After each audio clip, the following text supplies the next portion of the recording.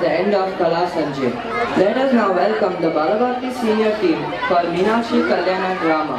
This drama depicts the story of goddess Parvati, who takes the form of Meenakshi and is the presiding deity of the famous temple at Madurai. Without divulging any further, I will let you enjoy this visual spectacle. Before we sign off, a huge thank you to all of you from the entire Balabharti team for making it here today. We thank you for all your blessings and support in making today's evening memorable. Enjoy the last program of Kala Sanjay. We will see you all again for the next Shivratri. Hari, good night and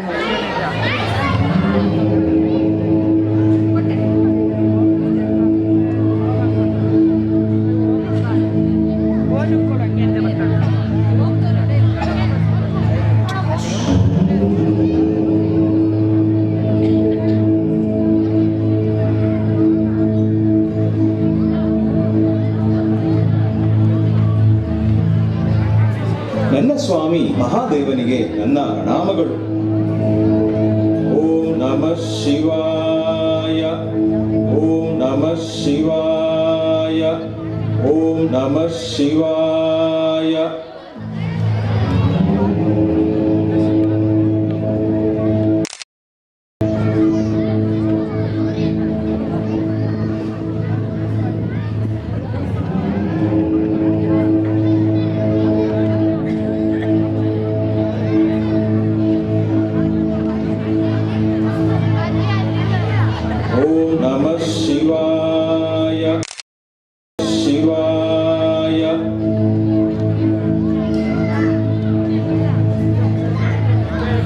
ಏನಿದು ಇಷ್ಟು ಬೂದಿ?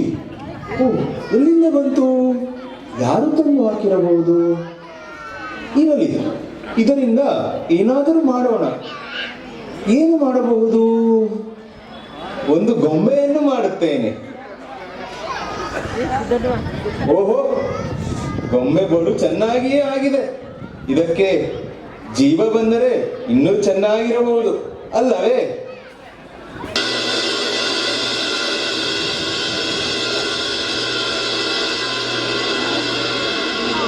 ಆ ಕಾಮದೇವ ಅನ್ಯಾಯವಾಗಿ ಬೂದಿಯಾದ. ಈ ಚಿತ್ರಗಣ ಈಗ ಅದನ್ನು ಮತ್ತೆ ಉಂಡೆ ಮಾಡಿ ಗೊಂಬೆ ಮಾಡಿ ಅದಕ್ಕೆ ಜೀವ ಬೇರೆ ಕೊಟ್ಟಿದ್ದಾರೆ. ಭಂಡ ಭಂಡ.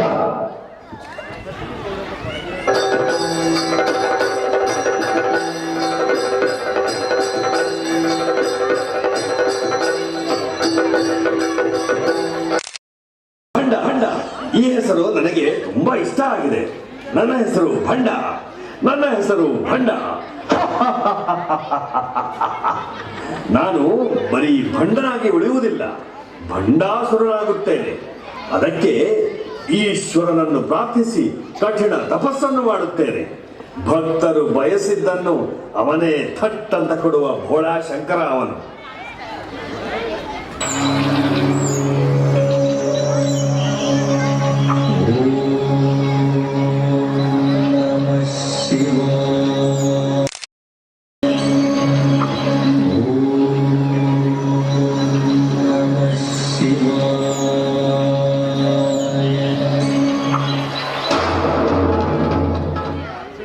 ಮಗನೇ, ಹೇಳು, ಏನು ವರ ಪಡೆಯುವುದಕ್ಕಾಗಿ ಇಂತಹ ಘೋರ ತಪಸ್ಸು ಮಾಡಿರುವೆ? ತಂದೆ, ನನಗೆ ಸಾವು ಬರದಂತೆ ವರ ನೀಡುವೆಯಾ? ಇಲ್ಲವೇ ಆಗುವುದಿಲ್ಲ ಅಂತ ಹೇಳುವೆಯೇ? ನನಗದು ತಿಳಿದಿದೆ. ಹೆಣ್ಣು ನನ್ನನ್ನು ಏನು ತಾನೇ ಮಾಡಿಯಾಳು? ಸಾವು ಬರುವುದೇ ಆದರೆ ಒಂದು ಹೆಣ್ಣಿನಿಂದ ಬರಲಿ. ತಥಾಸ್ತು.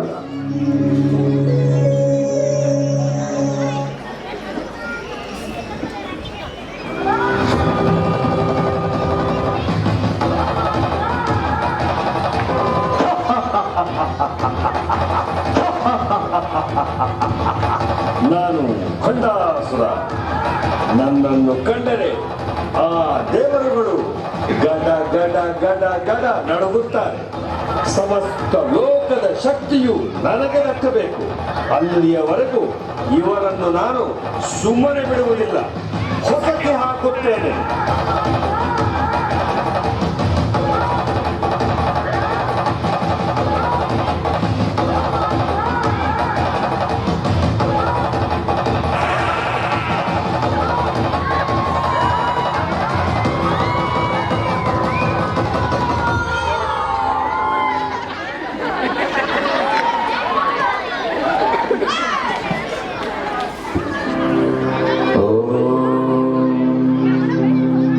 ವಿಷ್ಣವೇ ನಮಃ.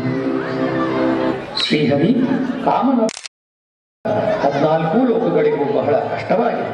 ದೇವೇಂದ್ರನಿಗೂ ಅಗ್ನಿ ಅವರವರ ಕೆಲಸ ಕಾರ್ಯಗಳನ್ನು ಮಾಡದಂತೆ ಆಗಿದೆ. ಶ್ರೀಹರಿ ನೀವೇ ಏನಾದರೂ ಯುಕ್ತಿಯನ್ನು ಸೂಚಿಸಬೇಕು. ಇದಕ್ಕೆ ಜಗಜ್ಜನನಿಯಾದ ನನ್ನ ತಂಗಿಯೇ ಏನಾದರೂ ಮಾಡಬಲ್ಲಳು.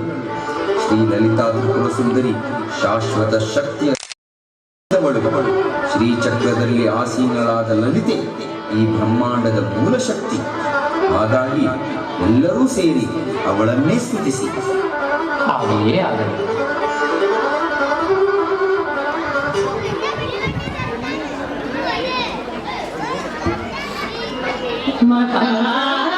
ಪದ್ಮಾಟವಿ ಸಂತ ಕದಂಬ ವನವಾಸಿನಿ ಸುಧಾ ಸಾಗರ ಮಧ್ಯಸ್ಥ ಕಾಮಾಕ್ಷಿ ಕಾಮರಾಗಿನಿ ದೇವಶ್ರೀ ಗಣ ಸಂಹಾರ ಸ್ತೂಯಮಾನಾತ್ಮ ವೈಭವ ಭಂಡಾಸುರವಧೋದ್ಯುಕ್ತ ಶಕ್ತಿ ಸೇನಾ ಸಮನ್ವಿತ ಸಂಪಲ್ಕಿ ಸಮಾರೂಢ ಸಿಂಧುಲ ವ್ರತ ಸೇವಿತ ಆರೂಢಾಧಿಷ್ಠಿತ ಕೋಟಿ ವಿರಾವಿತ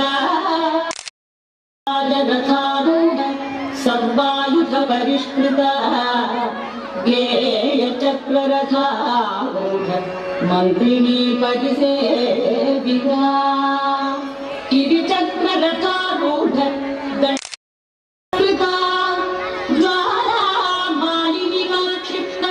ಬಂದಿಪ್ರಾಕಾರ ಮಧ್ಯದ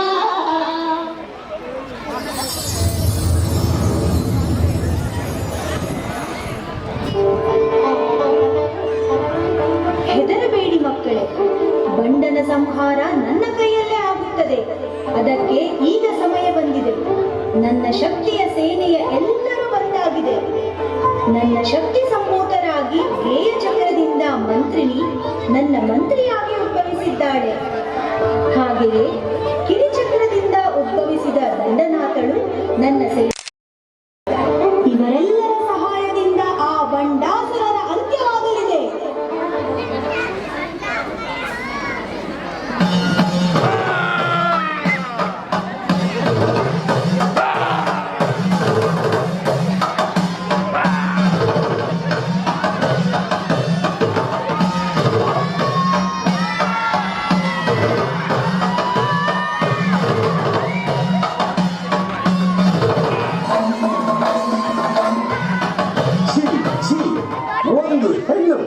ಒಂದು ಹೆಣ್ಣು ನನ್ನನ್ನು ಸಂಹರಿಸಲು ಬಂದಿರುವಳೆ. ಈ ದೇವರುಗಳೆಲ್ಲ ಸೇರಿ ನನಗೇನೋ ವರವನ್ನೇನೋ ಕೊಟ್ಟಿದ್ದಾರೆ, ಆದರೆ ಮೋಸವನ್ನೂ ಮಾಡಿದ್ದಾರೆ. ಇವಳು ಕೈಲಾಸದವಳಂತೆ ಹೆಣ್ಣನ್ನು ಇಲ್ಲಿಗೆ ಕಳಿಸಿದ್ದಾರೆ.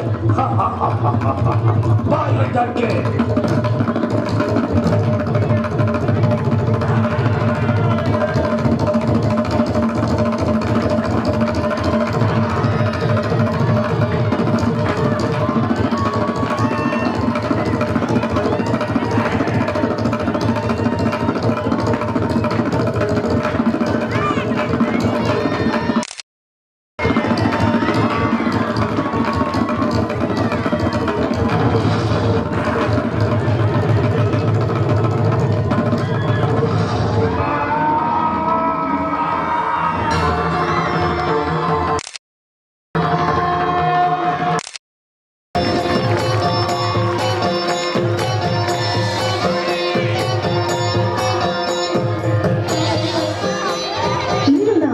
ಯೋಗಕ್ಷೇಮಕ್ಕಾಗಿ ಕಂಚಿ ಕ್ಷೇತ್ರದಲ್ಲಿ ಕಾಮಾಕ್ಷಿಯಾಗಿ ನೆಲೆಸಲಿದ್ದೇನೆ. ನೀವಿಬ್ಬರು ಭೂಮಿಯಲ್ಲಿಯೇ ನೆಲೆಸಿ ನಮ್ಮ ಭಕ್ತರ ಸಂರಕ್ಷಣೆ ಮಾಡಿ. ಕದಂಬವನಗಳು ತುಂಬಿರುವ ಸ್ಥಳವಾದ ಮಧುರೆಯಲ್ಲಿ ಮೀನಾಕ್ಷಿಯಾಗಿ ನಾನು ಅಖಿಲಾಂಡೇಶ್ವರಿಯಾಗಿ ತಿರುವಾಣ್ಣೈ ಕಾವಿನಲ್ಲಿ ನೆಲೆಸಿ ಭಕ್ತರನ್ನು ರಕ್ಷಿಸುತ್ತೇನೆ. ಲಲಿತಾಂಬಿಕೆಯೇ ಆದ ನೀವಿಬ್ಬರು ಭೂಲೋಕವನ್ನು ಕರುಣೆಯಿಂದ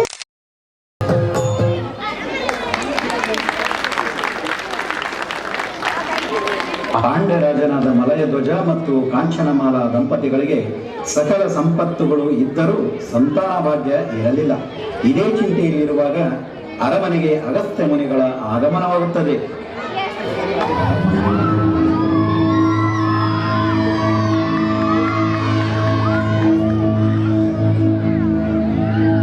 ಮಹರ್ಷಿಗಳೇ ಬನ್ನಿ.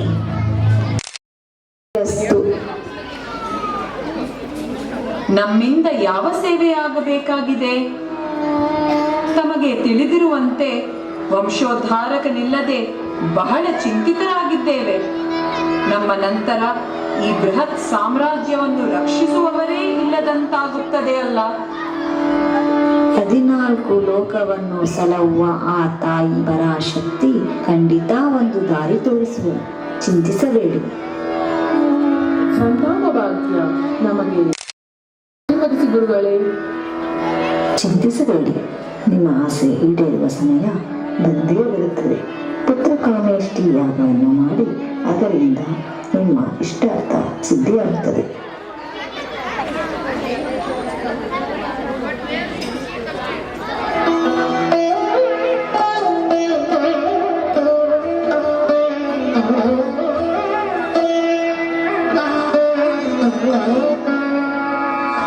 ಧ್ಯಾನದಲ್ಲಿ ಕುಳಿತಿದ್ದ ಕಾಂಚನ ತಕ್ಷಣ ಏನನ್ನೂ ನೆನಪಿಸಿಕೊಳ್ಳುತ್ತಾಳೆ.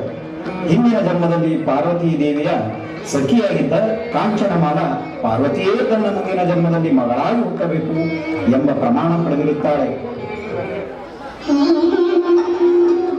ದೇವಿ ಪಾರ್ವತಿ, ನಮ್ಮ ಮಗಳಾಗಿ ಹುಟ್ಟುವೆನೆಂದು ನನಗೆ ಪ್ರಮಾಣ ಮಾಡಿರುವೆ. ಇಷ್ಟು ದಿನ ಸಂತಾನ ಭಾಗ್ಯವಿಲ್ಲದೆ ವೇದನೆ ಪಟ್ಟಿದ್ದೇನೆ ತಾಯಿ. ನೀನು ಮಾತು ಕೊಟ್ಟಂತೆ ನನ್ನ ಮಗಳ ಸಾರ್ಥಕವಾಗುವಂತೆ ಕರುಣಿಸು.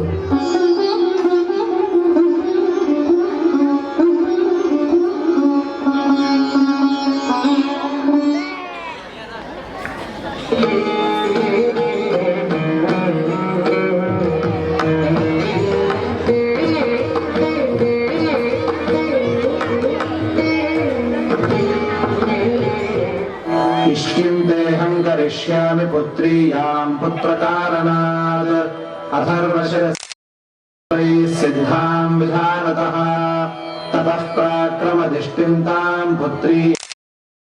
ಪುತ್ರಕಾಮೇಷ್ಟಿಯಾಗ ಯಾವ ಚ್ಯುತಿಯೂ ಇಲ್ಲದೆ ಯಾಗದ ಅಗ್ನಿಯಿಂದ 3 ವರ್ಷದ ಹೆಣ್ಣು ಮಗಳು ಮರುಗಳು.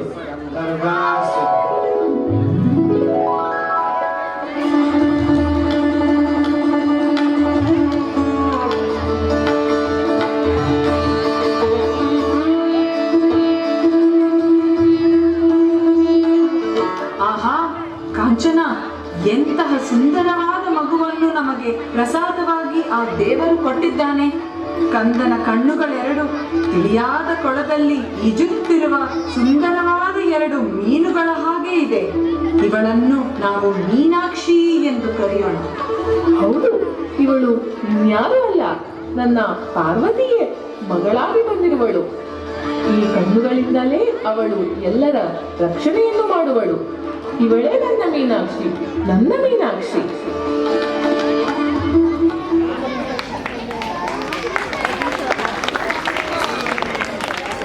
ಮೀನಾಕ್ಷಿ ತಂದೆ ತಾಯಿಯ ಮುದ್ದಿನ ಕಂದನಾಗಿ ಬೆಳೆಯುತ್ತಾಳೆ. ಒಂದು ವಿಶೇಷವೇನೆಂದರೆ ಅವಳು ಒಂದು ಗಂಡು ಮಗುವಿನಂತೆ ಯುದ್ಧ ವಿದ್ಯೆಯಲ್ಲಿ ಬಹಳ ಆಸಕ್ತಿ. ಗಂಡು ಮಕ್ಕಳು ಆಡುವ ಆಟ ಆಡಲು ಉತ್ಸಾಹ. ಒಂದು ದಿನವೂ ತಾನು ಹೆಣ್ಣು ಎಂಬಂತೆ ನಡೆದುಕೊಂಡಿಲ್ಲ. ಈ ವಿಷಯವಾಗಿ ತಾಯಿ ಕಾಂಚನಮಾಲ ಬಹಳ ಚಿಂತಿತಳಾಗಿದ್ದಾಳೆ. ದೇವಿ, ಇದೇನಮ್ಮ ನಿನ್ನ ಆಟ? ನಮ್ಮ ಮೀನಾಕ್ಷಿಗೆ ಅವಳು ಒಬ್ಬ ಹೆಣ್ಣು ಅನ್ನೋ ಪ್ರಜ್ಞೆಯೇ ಇಲ್ಲ. ಗಂಡು ಮಗುವಿನಂತೆ ಬೆಳೆಯುತ್ತಿದ್ದಾಳೆ. ದೇವಿ, ಅವಳಿಗೆ ಹೆಂಡತನದ ಅರಿವು ಮೂಡುವುದು ಯಾವಾಗ? ನೀನೇ ದಾರಿ ತೋರಿಸಬೇಕು.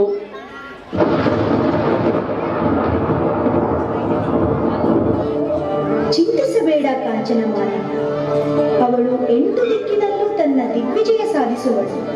ಆದರೆ ತಾನು ಮದುವೆಯಾಗುವ ಪುರುಷನನ್ನು ನೋಡಿದ ತಕ್ಷಣವೇ ಅವಳಿಗೆ ಸ್ತ್ರೀ ಎಂಬುದು ಅರಿವಾಗುತ್ತದೆ.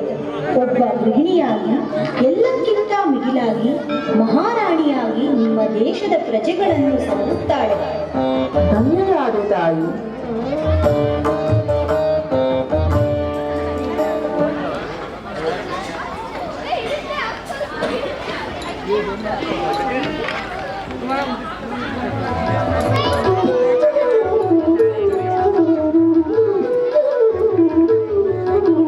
ತಂದೆಯವರೇ, ನಮ್ಮ ಸಾಮ್ರಾಜ್ಯವನ್ನು ವಿಸ್ತರಿಸುವ ಆಸೆ ನಿಮಗಿಲ್ಲವೇ?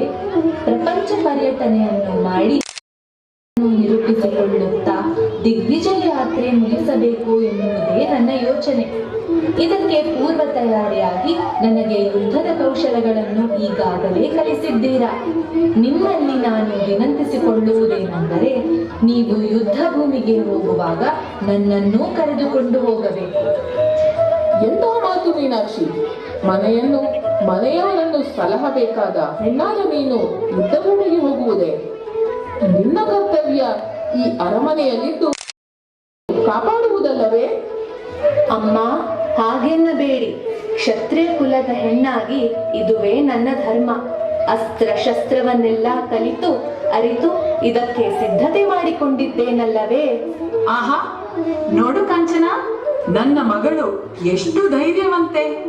ಮೀನಾಕ್ಷಿ, ನೀನು ನನ್ನ ಮಗಳಲ್ಲ, ನೀನೇ ನಮ್ಮ ಮಗ. ಕ್ಷಾತ್ರ ತೇಜಸ್ಸನ್ನು ಬೆಳೆಸಿಕೊಂಡು ಮುಂದೆ ಈ ಸಾಮ್ರಾಜ್ಯದ ಮಹಾರಾಣಿ ಮಹಾರಾಜ ಎಲ್ಲವೂ ನೀನೇ ಆಗುವಿಯಂತೆ. ಬಾ, ನೀನು ಆಸೆ ಪಟ್ಟಂತೆ ನನ್ನ ಜೊತೆಯಲ್ಲಿ ಯುದ್ಧ ಭೂಮಿಗೆ ಕರೆದೊಯ್ಯುತ್ತೇನೆ.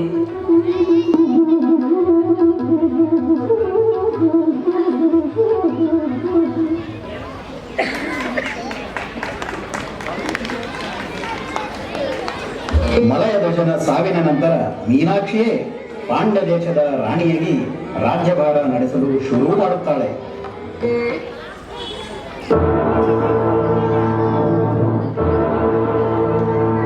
ಮಂತ್ರಿಗಳೇ, ಸೇನಾಧಿಪತಿಗಳೇ, ಸೈನಿಕರೇ, ನಮ್ಮ ಪ್ರಜೆಗಳೇ, ನಿಮ್ಮೆಲ್ಲರ ಸಹಾಯದಿಂದ ನಾವು ಈ ಪಾಂಡ್ಯ ದೇಶದ ಸುತ್ತಮುತ್ತ ಇರುವ ಎಲ್ಲಾ ರಾಜ್ಯಗಳನ್ನು ಗೆದ್ದು ಸಾಮ್ರಾಜ್ಯವನ್ನು ನಾವು ಪೂರ್ವ, ಪಶ್ಚಿಮ ಮತ್ತು ಉತ್ತರ ದಿಕ್ಕುಗಳಿಗೆ ಹೋಗಿ ಗೆದ್ದು ದಿಗ್ವಿಜಯ ಸಾಧಿಸಬೇಕು.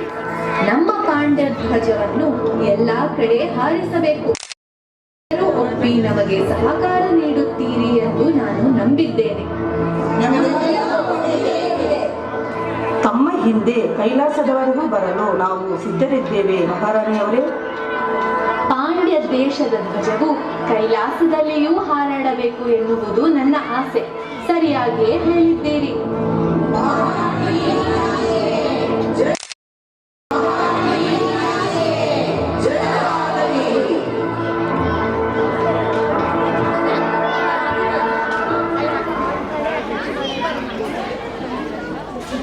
ಹೀಗೆ ದಿಗ್ವಿಜಯ ಸಾಧಿಸುತ್ತಾ ಬೇರೆ ಬೇರೆ ಪ್ರಾಂತ್ಯಗಳನ್ನು ಗೆಲ್ಲುತ್ತಾ ಮೀನಾಕ್ಷಿ ಕೈಲಾಸಕ್ಕೆ ತಲುಪುತ್ತಾಳೆ.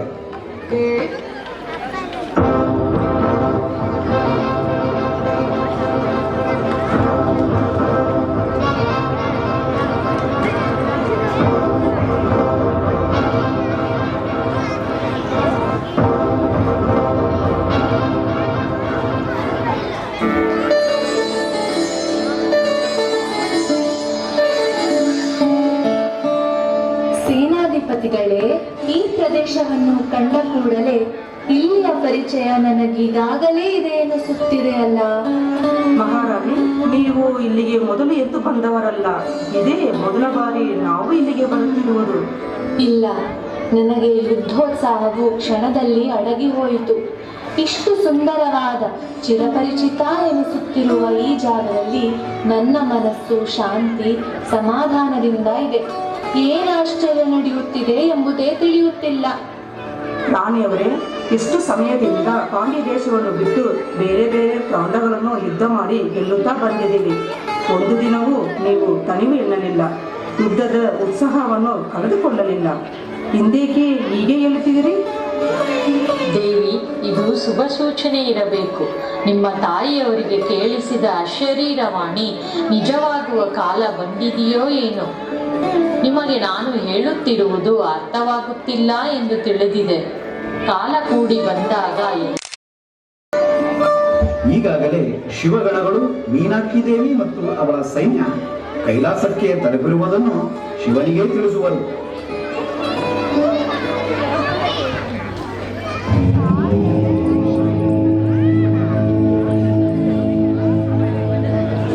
ಪರಮೇಶ್ವರ, ಸುಂದರವಾದ ರಾಜಕುಮಾರಿಯೊಬ್ಬಳು 8 ದಿಕ್ಕುಗಳಲ್ಲೂ ತನ್ನ ಸೈನ್ಯದೊಡನೆ ಕೈಲಾಸಕ್ಕೆ ಬಂದಿದ್ದಾಳೆ. ನಾವು ಈಗ ಅಥವಾ ಕಪ್ಪ ಕಾಣಿಕೆ ನೀಡಬೇಕು? ಏನು ನೋಡೋಣ ಪ್ರಭು. ಬಸವ ಶಾಂತಿಗೆ ಬರಲೇಬೇಕಿತ್ತು. ಆ ಗಳಿಗೆ ಈಗ ಬಂದಿದೆ. ಅವರನ್ನೆಲ್ಲ ಇಲ್ಲಿಗೆ ಕರೆದುಕೊಂಡು ಬಾ. ಹಾಗೆಯೇ ಆಗಲಿ ಸ್ವಾಮಿ.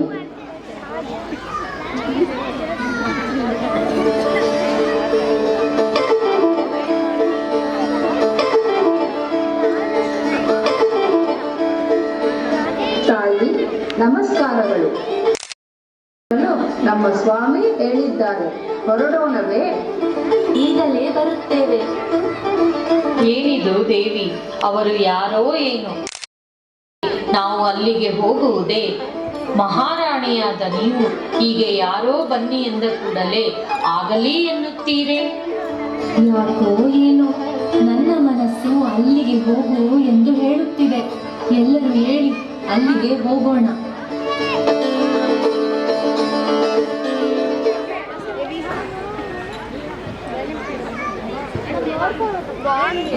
ಶಿವನು ಧ್ಯಾನಮಗ್ನಾಗಿ ಕುಳಿತಿದ್ದಾನೆ. ಎಲ್ಲರೂ ಅಲ್ಲಿಗೆ ಬರುತ್ತಾರೆ. ಮೀನಾಕ್ಷಿ ಒಂದು ಸಾರಿ ಶಿವನನ್ನು ದೂರದಿಂದಲೇ ನೋಡುತ್ತಾಳೆ. ನೋಡಿದ ತಕ್ಷಣ ತನ್ನೆಲ್ಲ ಆಯುಧಗಳನ್ನು ಕೆಳಗೆ ಇಟ್ಟು ಬಿಡುತ್ತಾಳೆ. ಒಮ್ಮೆಲೆ ಅವಳಲ್ಲಿ ಬರುತ್ತದೆ. ಬಾ ದೇವಿ, ನಿನಗಾಗಿ ಕಾಯುತ್ತಾ ಇದ್ದೀನಿ. ಏಕೆ ಇಷ್ಟು ನಾಚಿಕೊಳ್ಳುತ್ತಿರುವೆ? ನಿನ್ನ ಮನೆಗೆ ಅಲ್ಲವೇ? ನಾನು ಯಾರೆಂದು ತಿಳಿಯುವೆ? ಸ್ವಾಮಿ, ನನ್ನ ಮನೆಯ ನೀವೇನು ಹೇಳುತ್ತಿರುವಿರಿ? ನನಗೆ ನೀವು ನನ್ನ ಅರ್ಧಾಂಗಿಯಾಗಿ ಇದ್ದ ನೆನಪಿಗೆ ಬರುತ್ತಿದೆಯೇ? ಸ್ವಾಮಿ, ಸ್ವಾಮಿ, ಹೌದು, ಎಲ್ಲವೂ ನೆನಪಿಗೆ ಬರುತ್ತಿದೆ. ಧನ್ಯರಾದ. ತಿಳಿದಿರುವಂತೆ ನಾನೀಗ ಪಾಂಡ್ಯ ದೇಶದ ಮಹಾರಾಣಿ. ನೀವು ನನ್ನ ತಾಯಿಯ ಜೊತೆಗೆ ಮಾತನಾಡಿ ನನ್ನನ್ನು ನಿಮ್ಮ ವಧುವಾಗಿ ಮತ್ತೆ ಸ್ವೀಕರಿಸಿ. ಹಾಗೆಯೇ ಆಗಲಿ ಪ್ರಿಯೆ.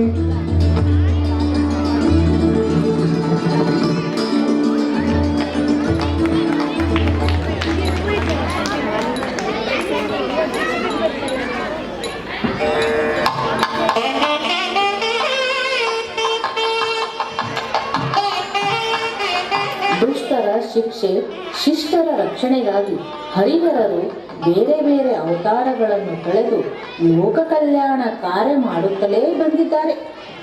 ಈಗ ನಮ್ಮ ಪರಮಶಿವನು ಸುಂದರೇಶ್ವರನಾಗಿ, ತಾಯಿ ಪಾರ್ವತಿಯು ಮೀನಾಕ್ಷಿಯಾಗಿ ಹರಿಸಲಿದ್ದಾರೆ.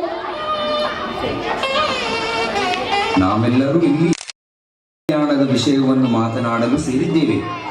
ಈ ಮದುವೆ ನಡೆಯುತ್ತಿರುವ ಎಲ್ಲರಿಗೆ ತಿಳಿದಿದೆ ಅಲ್ಲವೇ? ಗಣಗಳೇ, ನಿಮಗೆ ತಿಳಿದಿದೆ ತಾನೇ? ಹೌದು ಸ್ವಾಮಿ, ನಮಗೆ ಬಹಳ ಸಂತೋಷವಾಗಿದೆ. ಈ ಸಮಯಕ್ಕಾಗಿ ನಾವು ಕಾಯುತ್ತಿದ್ದೆವು. ಆಗಲೇ ನಾವೆಲ್ಲ ಹೊರಡಲು ತಯಾರಿ ನಡೆಸಿದ್ದೇವೆ. ಎಲ್ಲಿಗೆ ಹೊರಡುವಿರಿ ನೀವೆಲ್ಲ? ಪಾರ್ವತಿಯ ಮದುವೆ ಜ್ಞಾಪಕವಿದೆಯೇ? ಎಲ್ಲಾ ಗಣಗಳು ಸೇರಿ ಗಲಾಟೆ ಮಾಡಿ ರಂಪ ಮಾಡಲಿಲ್ಲವೇ? ಮದುವೆಗೆ ಜೋಡಿಸಿಟ್ಟ ಸಾಮಗ್ರಿಗಳನ್ನೆಲ್ಲ ಚೆಲ್ಲ ಪಿಲ್ಲಿ ಮಾಡಿ ಎಷ್ಟು ದೊಡ್ಡ ರಾಧಾಂತ ಮಾಡಿಬಿಟ್ಟಿದ್ದೀರಿ ನೀವುಗಳು. ಭೂಲೋಕಕ್ಕೆ ಹೋಗುತ್ತಿರುವುದರಿಂದ ಮೊದಲು ಈ ಭೂತ ವೇಷವನ್ನು ಮರೆ ಮಾಡಿ ಮನುಷ್ಯರಂತೆ ಯೋಗ್ಯವಾದ ವಸ್ತ್ರಗಳನ್ನು ಧರಿಸಿ ತಯಾರಾಗಿ. ನೋಡಲು ಎಲ್ಲರೂ ಸುಂದರವಾಗಿ ಕಾಣಬೇಕು. ಈ ವೇಷದಲ್ಲಿ ಹೊರಡಬೇಡಿ. ಈ ವೇಷದಲ್ಲಿ ಅಲ್ಲಿಗೆ ಹೋದರೆ ವರನ ಬಂಧುಗಳು, ಬಳಗದವರು, ಭೂತಗಣಗಳು, ರಾಕ್ಷಸರು ಎಂದು ಭಯಬಿದ್ದು ಓಡಿ ಹೋಗಬಹುದು. ಅಣ್ಣ, ನೀವು ಭಸ್ಮ ವೇಷಧಾರಿಯಾಗಿ ಪನ್ನಕಭೂಷಣನಾಗಿ ಬರಕೂಡದು. ಹೌದು ಹೌದು, ಚರ್ಮಾಂಬರ ನಾಗಾಭರಣಗಳನ್ನು ಇಲ್ಲಿಯೇ ಬಿಟ್ಟು ಪೀತಾಂಬರವನ್ನು ಉಟ್ಟು ಆಭರಣಗಳನ್ನು ಧರಿಸಿ ಸುಂದರೇಶ್ವರನಾಗಿ ಬರಬೇಕು. ಸ್ವಾಮಿಯನ್ನು ಸುಂದರೇಶ್ವರನನ್ನಾಗಿ ನೋಡಲು ನಮಗೂ ಬಹಳ ಆಸೆ ಇದೆ.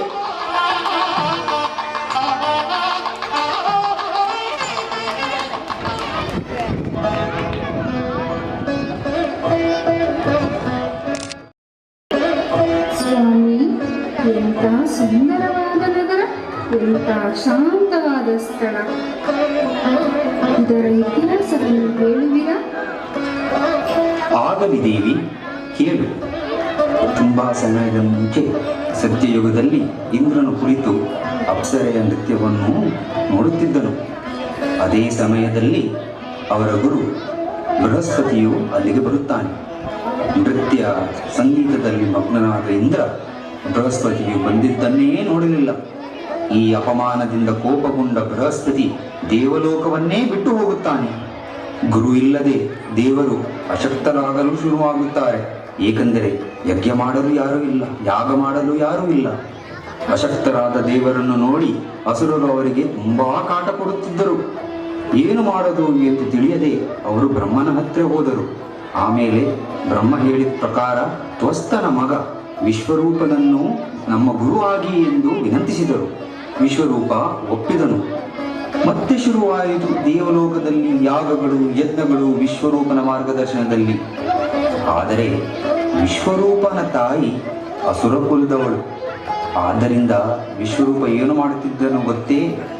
ಯಾಗದ ಹವಸ್ಸಿನ ಒಂದು ದೊಡ್ಡ ಭಾಗವನ್ನೇ ಪ್ರತಿ ಬಾರಿ ಅವನು ಅಸುರರಿಗೆ ಕೊಡುತ್ತಿದ್ದನು. ಮತ್ತೆ ದುರ್ಬಲ ಶಕ್ತರಾದ ದೇವತೆಗಳಿಗೆ ಈ ವಿಷಯ ಗೊತ್ತಾಯಿತು. ಕೋಪಗೊಂಡ ಇಂದ್ರನು ಹೋಗಿ ವಿಶ್ವರೂಪನ ತಲೆಯನ್ನೇ ಕತ್ತರಿಸಿದನು. ವಿಶ್ವರೂಪನನ್ನು ಕೊಂದ ಕೂಡಲೇ ಬ್ರಾಹ್ಮಣ ಹತ್ಯೆಯ ಶಾಪ ಇಂದ್ರನಿಗೆ ತಾಗಿತು. ತನ್ನ ಮಗ ವಿಶ್ವರೂಪನ ಹತ್ಯೆಯ ವಿಷಯ ಕೇಳಿದ ತ್ವಸ್ತ ತುಂಬ ಕೋಪಗೊಳ್ಳುತ್ತಾನೆ. ಕೋಪದಲ್ಲಿ ವೃಟ್ಟನನ್ನು ಸೃಷ್ಟಿಸುತ್ತಾನೆ. ಮತ್ತೆ ಇಂದ್ರನನ್ನು ಕೊಲ್ಲಲು ಹೇಳುತ್ತಾನೆ. ವೃಟ್ಟನು ದೇವಲೋಕಕ್ಕೆ ಬಂದು ಎಲ್ಲ ದೇವತೆಗಳಿಗೆ ಸೋಲಿಸುತ್ತಾನೆ. ಅಲ್ಲಿ ವೃತ್ತನಿಂದ ಅಡಗಿಕೊಂಡು ನನ್ನ ಹತ್ತಿರ ಬಂದರು, ಏನು ಮಾಡುವುದು ಎಂದು ಕೇಳಲು. ಆಗ ನಾನೇ ಅವರಿಗೆ ಹೇಳಿದ್ದೆ, ದಧೀಚಿ ಮಹಾಮುನಿಗಳ ಹತ್ತಿರ ಹೋಗಿ ಅವರ ಎಲುಬುಗಳಿಂದ ಒಂದು ಆಯುಧವನ್ನು ಸೃಷ್ಟಿಸಿದರೆ ಆ ಆಯುಧದಿಂದ ವೃಟ್ಟನನ್ನು ಸೋಲಿಸಬಹುದೆಂದು. ಎಲ್ಲ ದೇವತೆಗಳು ಇಂದ್ರನು ದಧೀಚಿ ಮುನಿಯ ಹತ್ತಿರ ಹೋಗಿ ಅವರಿಗೆ ವಿನಂತಿಸುತ್ತಾರೆ. ದಧೀಚಿ ಮಹಾಮುನಿಯವರು ಅವರ ಮಾತಿಗೆ ಒಪ್ಪಿ ಅವರ ಜೀವತ್ಯಾಗ ಮಾಡುತ್ತಾರೆ. ಅದಾದ ಮೇಲೆ ವಿಶ್ವಕರ್ಮನು ಅವರ ಎಲುಬನ್ನು ತಗೊಂಡು ವಜ್ರಾಯುಧವನ್ನು ಸೃಷ್ಟಿಸಿದನು. ಅದೇ ವಜ್ರಾಯುಧದಿಂದ ಇಂದ್ರನು ವೃಟ್ಟನಿಗೆ ಸೋಲಿಸುತ್ತಾನೆ. ಆದರೆ ಮತ್ತೆ ಅವನಿಗೆ ಬ್ರಾಹ್ಮಣ ಹತ್ಯೆಯ ಶಾಪ ತಟ್ಟುತ್ತದೆ. ಈ ಎರಡೂ ಬ್ರಹ್ಮ ಹತ್ಯೆಯ ಶಾಪದಿಂದ ಇಂದ್ರನು ಬಲಹೀನನಾಗುತ್ತಾನೆ, ಅಶಕ್ತನಾಗುತ್ತಾನೆ. ಆ ಶಾಪದಿಂದ ಪರಿಹಾರ ಪಡಲು ಎಷ್ಟೋ ತೀರ್ಥ ಸ್ಥಳಗಳಿಗೆ ಹೋಗುತ್ತಾನೆ. ಆದರೆ ಎಲ್ಲಿಯೂ ಅವನಿಗೆ ಪರಿಹಾರ ಸಿಗುವುದಿಲ್ಲ. ಬೇಸತ್ತ ಇಂದ್ರ ಅವನ ಪ್ರಯಾಣದಲ್ಲಿ ದಕ್ಷಿಣದಲ್ಲಿರುವಾಗ ಎಲ್ಲೋ ಒಂದು ಕಡೆ ಓಂ ನಮಃ ಶಿವಾಯ ಎನ್ನುವುದು ಕೇಳಿಸಿಕೊಳ್ಳುತ್ತದೆ. ಅವನು ಅಲ್ಲಿ ಬಂದು ನೋಡಿದಾಗ ಅಲ್ಲಿ ಒಂದು ಕದಂಬವನವಿತ್ತು. ಆ ಕದಂಬವನದಲ್ಲಿ ಒಂದು ಸ್ವಯಂಭೂ ಲಿಂಗವಿತ್ತು. ಆ ಲಿಂಗವನ್ನು ಆಲಂಗಿಸಿ ಈಶ್ವರನಿಗೆ ಪ್ರಾರ್ಥಿಸುತ್ತಾನೆ. ಅವನಿಗೆ ಅರಿವಾಗುತ್ತದೆ ಬ್ರಾಹ್ಮಣ ಹತ್ಯೆಯ ಶಾಪ ತೊಲಗಿತೆಂದು. ಖುಷಿಪಟ್ಟ ಒಂದು ದೊಡ್ಡ ದೇವಸ್ಥಾನವನ್ನೇ ಕಟ್ಟುತ್ತಾನೆ. ಆ ಕದಂಬವನಗಳ ಜಾಗದಲ್ಲಿಯೇ ನಾವು ಇವತ್ತು ನಿಂತಿದ್ದೇವೆ. ಆ ಕದಂಬವನಗಳ ಜಾಗವೇ ಈ ಮಧುರೈ. ಇದೇ ಈ ಸ್ಥಳದ ಇತಿಹಾಸ. ಬಾ, ಮದುವೆಯ ತಯಾರಿ ಏನಾಗುತ್ತಿದೆ ಎಂದು ನೋಡೋಣ.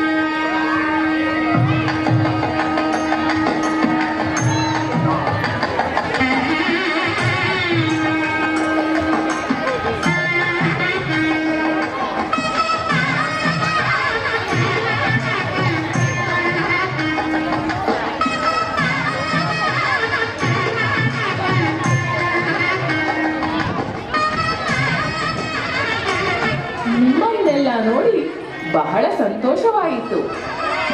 ವರನ ಕಡೆ ದೊಡ್ಡ ಬಳಗವಿರಬಹುದು ಎಂದು ನಾವು ಜೋರಾಗಿಯೇ ತಯಾರಿ ಮಾಡಿಕೊಂಡಿದ್ದೇವೆ. ಆದರೆ ಬಹಳ ಕಮ್ಮಿ ಬಳಗ ನಮ್ಮ ವರನ ಕಡೆ ಎಂದು ಈಗ ತಿಳಿಯಿತು. ನಮ್ಮ ವರನ ಬಳಗವೇನೋ ದೊಡ್ಡದೇ, ಆದರೆ ಮುಖ್ಯವಾದವರು ಮಾತ್ರ ಇಂದು ಬಂದಿದ್ದೇವೆ. ನಿಮ್ಮ ಆದರ ಆತಿಥ್ಯ ಸ್ವೀಕರಿಸಲು ನಮ್ಮ ಜೊತೆ ನಮ್ಮ ಸ್ನೇಹಿತ ಗುಂಡೋದರನೂ ಇದ್ದಾನೆ. ಅವನನ್ನು ಆಧರಿಸಿ ಸತ್ಕರಿಸಲು ಕೆಲವು ಜನರೇ ಸಹಾಯಕ್ಕೆ ಬೇಕಾಗಬಹುದು. ತೊಂದರೆ ಇಲ್ಲ ತಾನೇ? ಖಂಡಿತ ಇಲ್ಲ. ಎಷ್ಟು ದೊಡ್ಡ ಸಾಮ್ರಾಜ್ಯ! ಈ ಅರಮನೆಯಲ್ಲಿ ಒಬ್ಬರನ್ನು ಸತ್ಕರಿಸಲು ಏನಾಗಬೇಕು? ದಯಮಾಡಿ ಅವರನ್ನು ಕರೆಯಿರಿ. ಗುಂಡೋದರ ಮಾತ ನನ್ನನ್ನ ನೆನೆಸಿದ್ರ ಸ್ವಾಮಿ? ಆಹಾ, ತಯಾರಿ ಎಲ್ಲ ಬಹಳ ಜೋರಾಗಿಯೇ ಆದಂತಿದೆ. ಅಷ್ಟು ಆಡಂಬರ, ಅದ್ಧೂರಿ ವ್ಯವಸ್ಥೆ, ಅದ್ಧೂರಿ ಭೋಜನ ತಯಾರಾಗಿರಬಹುದು. ಬನ್ನಿ, ಮೊದಲು ಊಟದ ವ್ಯವಸ್ಥೆ ಆಗಲಿ. ದೂರ ಪ್ರಯಾಣದಿಂದ ಬಹಳ ಹಸಿವೆಯಾಗಿದೆ. ಬನ್ನಿ ಬನ್ನಿ, ಮೊದಲು ಊಟ ಆಗಲಿ.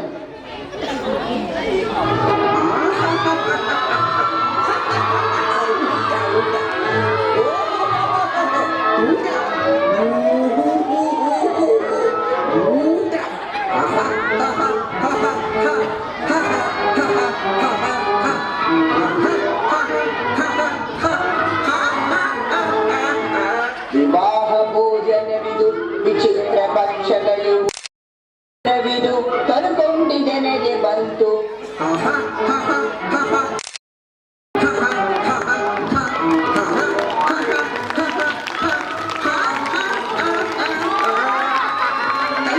ತನ್ನಿ ಎಲ್ಲ ತಗೊಂಡ್ಬನ್ನಿ.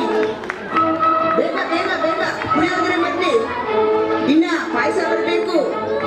ಬೇಕು ಇನ್ನ ಬೇಕು. ಅನ್ನ ಹಾಕಿ ಹಾಕ್ತಾ ಇರಿ. ಮಜ್ಜಿಗೆ ಹುಳಿ ಬರ್ಲಿ. ಸಾಂಬಾರ್ ಇಲ್ಲಿ. ಸಾಂಬಾರ್ ನೋಡ್ಲಿ ಇನ್ನ ಬರ್ಲಿ. ನೀರು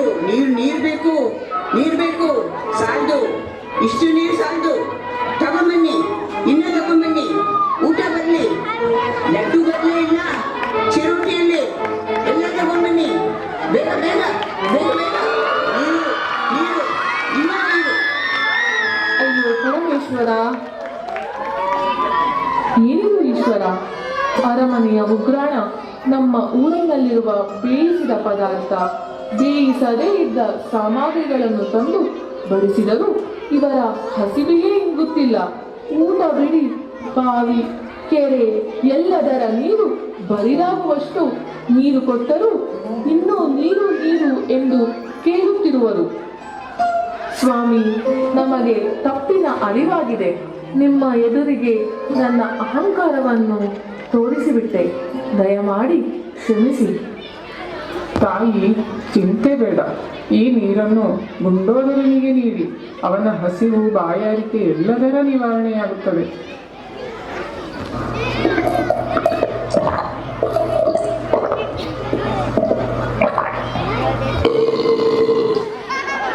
ನೀರು ಕುಡಿದ ಕೂಡಲೇ ನನ್ನ ಹಸಿವು, ಬಾಯಾರಿಕೆ ತಣಿಸಿತ್ತು. ಅಬ್ಬ, ಈ ಹೊಟ್ಟೆ ತುಂಬಿತ್ತು. ಸ್ವಾಮಿ, ನನ್ನನ್ನು ಕ್ಷಮಿಸಿಬಿಡಿ.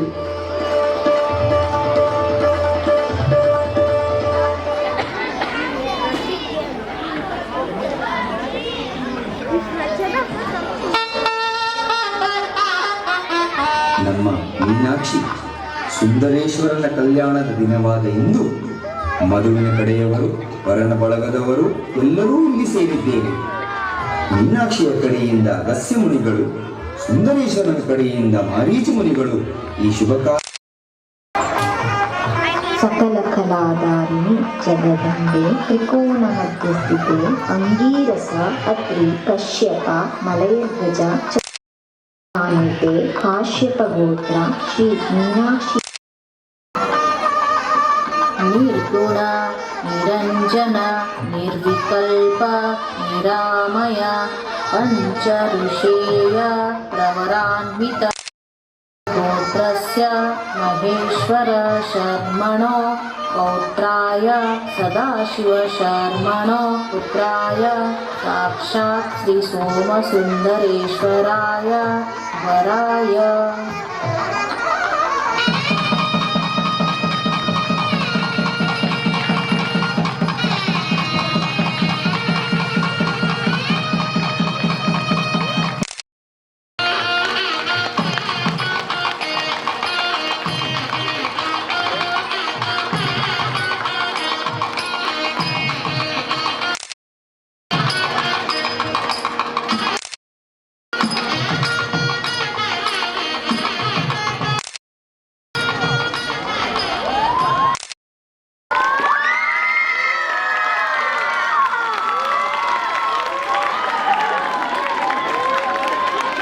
ಆಂಟಿ ಪಾತ್ರ ಪರಿಚಯ ಮಾಡ್ಕೊಳ್ಳೋ ತನಕ ನಾನು ಈ ಪ್ರಾಕ್ಟೀಸು 100% ಅಟೆಂಡೆನ್ಸ್ ಅಲ್ಲಿ ಇವತ್ತೇ ಫಸ್ಟ್ ಟೈಮ್ ನಡೆದಿರೋದು. ಯಾರು ಯಾವ ಪ್ರಾಕ್ಟೀಸ್ಗೂ ಎಲ್ಲರೂ ಬಂದಿದ್ದಾರೆ ಅಂತ ಇಲ್ವೇ ಇಲ್ಲ. ಯಾರಾದ್ರೂ ಒಬ್ರು ಇಬ್ರು ಅಬ್ಸೆಂಟ್ ಅನ್ಸಿದ್ರು. ಫೈನಲಿ ಇವತ್ತು ವಿತ್ 100% ಅಟೆಂಡೆನ್ಸ್ ಪರ್ಫಾರ್ಮ್ ಮಾಡಿದ್ದಾರೆ. Good round of applause for all these people. ಅವ್ರ ಎನರ್ಜಿಗೆ, ಅವ್ರ ಎಂಥೂಸಿಯಾಸಮ್ಗೆ ರಾಜಲಕ್ಷ್ಮಿ ಆಂಟಿ ಯಾವಾಗಲೂ ನಾಟಕ ಮಾಡಿಸ್ತಾ ಇದ್ರು. ಇವತ್ತು ಅವರೇ ಪರ್ಫಾರ್ಮ್ ಮಾಡಿದ್ದಾರೆ. Good round of applause for her. She will do ಪಾತ್ರ ಪರಿಚಯ. ಮೊದಲು ನಿಮ್ಮೆಲ್ಲರಿಗೂ ಗುಂಡೋದರನ ನಮಸ್ಕಾರ. ಈಗ ಪಾತ್ರ ಪರಿಚಯ. ಈಶ್ವರನಾಗಿ ವೈಷ್ಣವಿ, ಗಣಗಳು ಶ್ರೀಹರ್ಷ, ಮಂಜುನಾಥ, ಮಲೆಯ ಧ್ವಜ ರಮ್ಯಾ, ಅವಳೇ ಮತ್ತೆ ಇನ್ನೊಂದು ಗಣವಾಗಿ ಬಂದಿದ್ದಾಳೆ. ಕಾಂಚನಮಾಲಾ ಸುಮಾ, ಮಾರೀಚಿ ಮುನಿಗಳು ರೂಪ, ಅಗಸ್ತ್ಯ ಮುನಿಗಳು ಭವ್ಯ, ಭಂಡಾಸುರ ಸಂಪತ್, ಲಲಿತಾಂಬಿಕಾ ಸವಿತಾ, ದಂಡನಾಥ ಡಾಕ್ಟರ್ ರೂಪ, ಮೀನಾಕ್ಷಿ ರಚನಾ, ಸೇನಾಧಿಪತಿ ಚಿತ್ರ, ಸಖಿ ಜ್ಯೋತಿ, ವಿಷ್ಣು ಗೌತಮ್, ಲಕ್ಷ್ಮಿ ಮಂಜುಳಾ, ಬ್ರಹ್ಮ ಜಯಂತ್, ಗುಂಡೋದರ ನಾನೇ, ಸಖಿ ಮಾನ್ಯತಾ, ನಮಿತಾ ಮತ್ತು ಅಂಕಿತಾ, ಬಸವ ರಮಾ. ಇದೆಲ್ಲ ಬಿಟ್ಟು ನನ್ನ ಕತೆಗೆ ಲಿರಿಕ್ಸ್ ಬರೆಯೋದು ಯಾವಾಗಲೂ ಥರ ಶಾಲಿನಿ ತುಂಬ ಚೆನ್ನಾಗಿ ಬರೆದಿದ್ದಾಳೆ. Sound and recording, background music ಎಲ್ಲ ನಮ್ಮ ಗೌತಮ್ ಎಲ್ಲಿ ಗೌತಮ್, ಮಮತಾ ಮತ್ತೆ ಆದಿ ಕಾಮ್ ತುಂಬ ಒಳ್ಳೆ ಕೆಲಸ ಮಾಡಿದ್ದಾರೆ. ಇವ್ರು 3 ಜನನು ಮ್ಯೂಸಿಕ್ಗಾಗಿ, ಇಲ್ಲಾಂದರೆ ಇಷ್ಟು ಚೆನ್ನಾಗಿ ಬಂದಿರಲ್ಲ. ಇದು ಶಾಲಿನಿ ಯಾವಾಗಲೂ ಮಾಡೋ ಥರ ಪ್ರಾಕ್ಟೀಸ್ಗೆ ತುಂಬ ಬಂದಿದ್ದಾಳೆ. ಮತ್ತು ಈ ವರ್ಷ ಮಾತೃವರ್ಗದವರು ತುಂಬ ಕಷ್ಟ ತಗೊಂಡು ಅವರೇ ಪ್ರಾಕ್ಟೀಸ್ ಎಲ್ಲ ಕೊಟ್ಟು ಒಳ್ಳೆ ಕೆಲಸ ಮಾಡಿದ್ದಾರೆ. ಅವರಿಗೆಲ್ಲ ನನ್ನ ಧನ್ಯವಾದಗಳು. ಮುಂದಿನ ವರ್ಷದಿಂದ ಅವರೇ ಈ ರೆಸ್ಪಾನ್ಸಿಬಿಲಿಟಿ ತಗೋಬೋದು ಅನ್ಕೋತೀನಿ. ನಾನು ರಿಟೈರ್ ಆಗೋ ಕಾಲ ಬಂತು ಅನ್ಕೋತೀನಿ, ಗೊತ್ತಿಲ್ಲ. ವಿದ್ಯಾ ಹೆಗಡೆ ನಮ್ಗೆ ತುಂಬ ಹೆಲ್ಪ್ ಮಾಡಿದ್ದಾರೆ.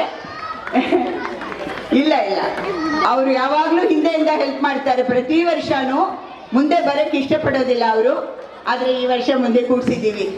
ಎಲ್ಲರಿಗೂ ನಮ್ಮ ಧನ್ಯವಾದಗಳು.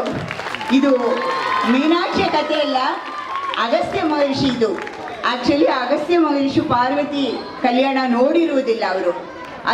ಯಾಕೆ ಅಂದರೆ ಅಲ್ಲಿ ನಾರ್ತ್ ಇಂಡಿಯಾದಲ್ಲಿ, ಹಿಮಾಚಲ ಪ್ರದೇಶದಲ್ಲಿ ಕಲ್ಯಾಣ ನಡಿಬೇಕಾದ್ರೆ ಎಲ್ಲರೂ ಅಲ್ಲಿಗೆ ಹೋಗ್ಬಿಡ್ತಾರೆ. ಅಲ್ಲಿ ವೆಯ್ಟ್ ಜಾಸ್ತಿ ಆಗಿಬಿಡುತ್ತೆ. ಆವಾಗ ಈಶ್ವರ ಹೇಳ್ತಾನಂತೆ ಅಗಸ್ತ್ಯನೇ, ನೀನು ದಕ್ಷಿಣಕ್ಕೆ ಹೋಗು, ನೀನೊಬ್ಬ ಹೋದರೆ ಈ ವೆಯ್ಟ್ ಕಮ್ಮಿ ಆಗುತ್ತೆ ಅಂತ. ಅಗಸ್ತ್ಯ ದಕ್ಷಿಣಕ್ಕೆ ಹೋದ ತಕ್ಷಣ ಬ್ಯಾಲೆನ್ಸ್ ಆಗಿಬಿಡುತ್ತಂತೆ ವೆಯ್ಟು.